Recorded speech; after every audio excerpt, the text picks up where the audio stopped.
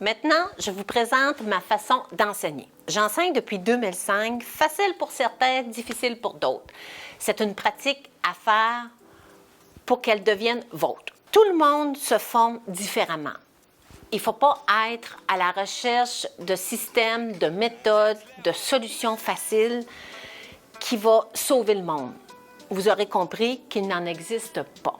Vous devez développer des compétences profondes que vous allez utiliser dans différentes sphères de votre entreprise. Le secret, c'est de toujours être en harmonie avec le désir de votre client, leurs besoins et n'oubliez pas la résonance. C'est plus qu'une compétence, c'est une habitude, c'est une discipline qui est beaucoup plus difficile à apprendre que n'importe quel autre type de formation ou style de formation. Mais le jour où vous allez la maîtriser, c'est définitivement la meilleure, la plus payante à long terme. La formation n'est pas un ramassis de phrases clés que tu te dois d'apprendre par cœur. Pour obtenir de bons résultats avec ma formation, c'est de ramasser toutes les graines de savoir qui s'y trouvent là-dedans. Afin de faire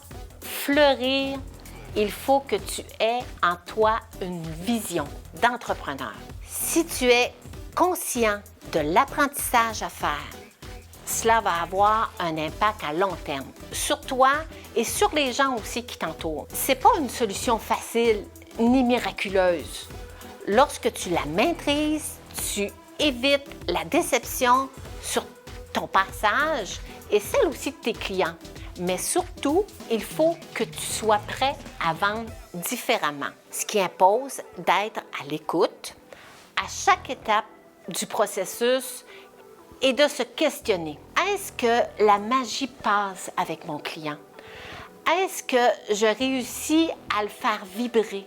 Sinon, qu'est-ce que je pourrais faire de différemment? Pour suivre cette formation, il faut avoir le goût de tester de nouvelles façons de faire afin d'apprendre que plus que tu ajoutes de l'empathie et de l'authenticité dans ta manière de fonctionner avec tes clients, plus le résultat va devenir intéressant et plus le client a envie d'aller vers toi. C'est peut-être la première fois que tu entends cette manière de travailler et que tu trouves ça contradictoire ou même déstabilisant. L'important, c'est d'expérimenter, c'est d'être plus transparent, plus empathique, plus authentique, plus humain, puis quoi encore, tu sais? En prenant le temps de t'approprier cette manière de faire, tu te rendras compte que ça fonctionne bien au-delà de tes attentes.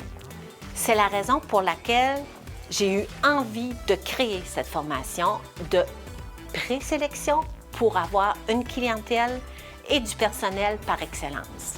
Vous allez être accompagné par des ressources qui sont riches en enseignement et qui vont vous faire vibrer.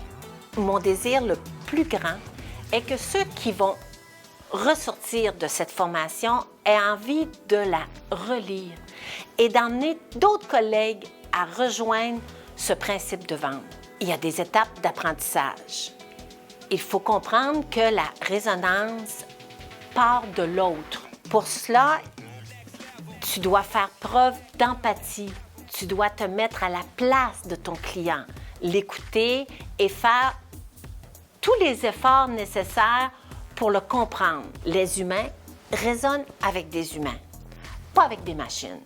Donc, il faut laisser tomber les messages corporatifs, souvent plates ou formels. Tu te dois de montrer le visage humain, partager tes valeurs, tes coups de cœur et tes couleurs. Obtenir l'attention de ton client, ça ne se fait pas automatiquement. Tu ne peux pas forcer